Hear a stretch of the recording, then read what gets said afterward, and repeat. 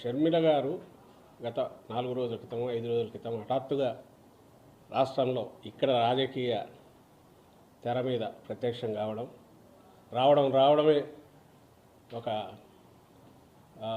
కంటిన్యూస్గా ఒక హోరు క్రియేట్ చేయాలని ప్రయత్నం చేయడము, తన తిట్టే కార్యక్రమము, ఉపన్యాసాలు, వ్యంగ్యాస్త్రాలు రకరకాలు చూస్తూనే ఉన్నారు, అందరూ చూస్తున్నారు.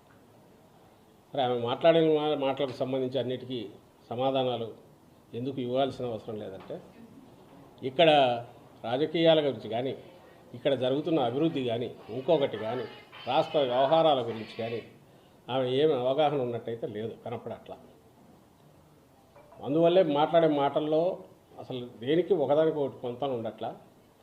నా దృష్టిలో అయితే ఏదో ఎలక్ట్యూషన్ కాంపిటీషన్ పిల్లలు ప్రిపేర్ అయి ఉంటారు, వాళ్ళకి ఆ సబ్జెక్ట్తో సంబంధం లేదు, ఎక్కడో తీసుకుంటారు, ప్రిపేర్ అవుతారు, ముక్కును పడతారు, బట్టి పెడతారు, పోయేసి దాన్ని డెలివరీ చేస్తారు. అలాగే కనపడుతుంది.